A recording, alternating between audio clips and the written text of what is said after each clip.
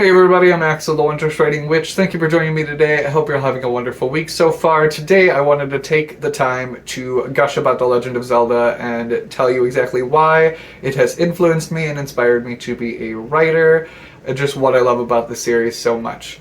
So, as always, I would love to chat with you guys in the comments. If you have a particular love for The Legend of Zelda like I do, I would love to hear your favorite moments, what about the series inspires you, or just again, what you love about it in general. Otherwise, on to the gush.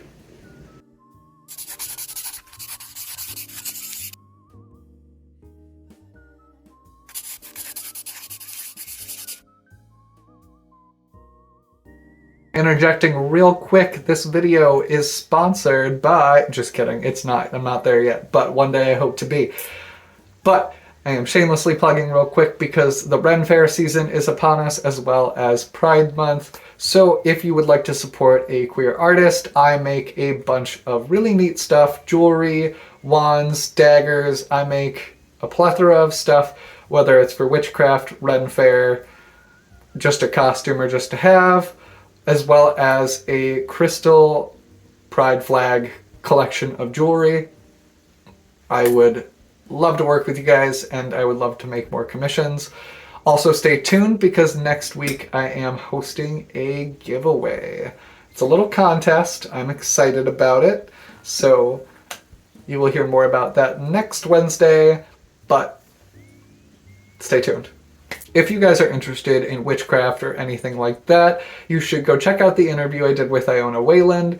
It was super fun, and it'll just, be a little personal video, but you should go check it out. I love her podcast, Creepy Core and Folklore, and it was an honor to be on, so you should definitely go check out some of her videos. I will leave them tagged wherever I can. I think they're up here, actually. Probably right over here. If I'm not mistaken. I'm probably mistaken, but here. The first thing I want to mention in this video is the elephant of the whole Zelda franchise, and that is the timeline. Though there is some fuckery and some nonsensical stuff in there, I appreciate Eiji Aonuma for doing his best to make it mostly make sense, and I appreciate that, because I could only imagine how that all had to work, because at the beginning, I don't think... I obviously can't speak for him, but I would never have expected it to get this big from its conception. Now, obviously, later down the line, where we have some continuity errors,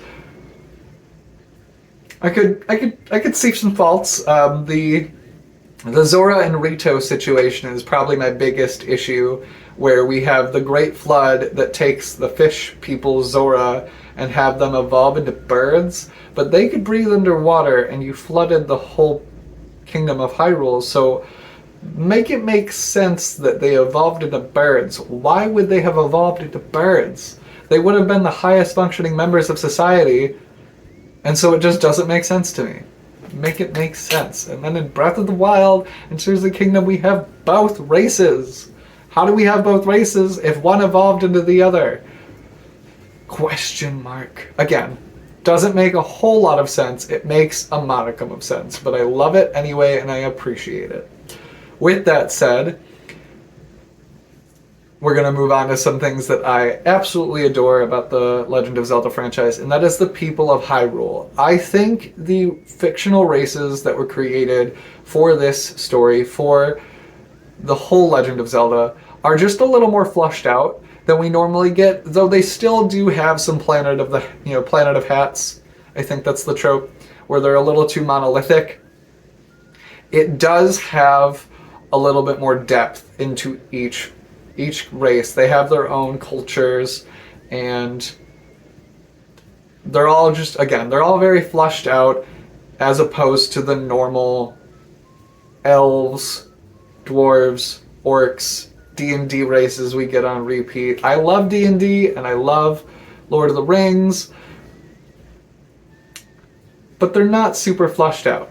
And so I really have always appreciated the Gorons, the Zora. I love the Rito, even though I don't understand how they evolved from the Zora, but still love them.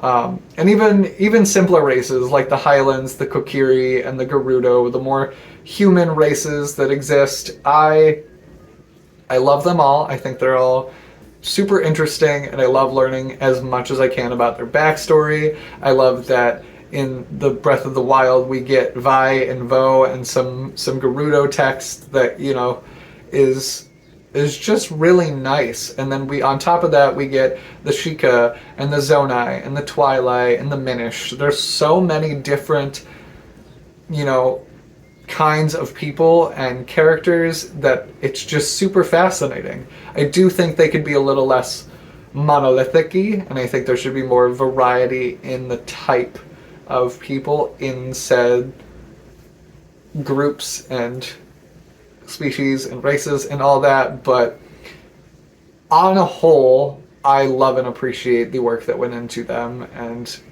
I hope to inspire that in the races that I create for my epic fantasy series that is gonna eventually come to fruition. It is the second series that I hope to work on. So, I love the people of Hyrule, and they will always hold a dear place in my heart. The next thing I want to talk about is the Master Sword. I love the Arthurian legends, and I'm almost positive the Master Sword is based off of Excalibur. I love a main character weapon. I do. I love it so much, and I don't care how cliche it is, how overdone it is. If a main character has like the legendary weapon that they have to go on a quest to acquire, upgrade, fix, etc., I'm for it. And we get all of that and more with The Legend of Zelda. Throughout the various games, you always have to go acquire the sword, first of all. I love that. You're not going to start out with the legendary blade, and if you do, you're going to lose it. So, I love it. I also love that in various games you can upgrade it to various degrees. There's the Tempered Master Sword in the older games, and then their Trial of the Sword in Breath of the Wild. And I don't want to have spoilers for Tears of the Kingdom, but there's some interesting things you can do with the Master Sword in Tears of the Kingdom. On top of that, I love that in Skyward Sword we got the whole creation process of this legendary blade. It was the very start of the timeline, and we got everything's origin, including the legendary blade itself, and I was a fan.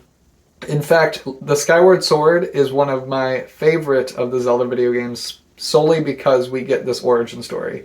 I was so hyped to create the Master Sword from the Goddess Blade, and just the whole process was fantastic. I loved it, still love it so much.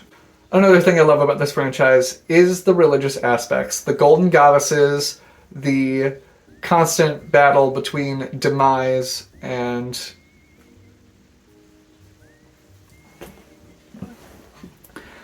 another thing I love about this series is the religious aspects of the whole thing. We get the Golden Goddesses, Din, Furore, and Nehru.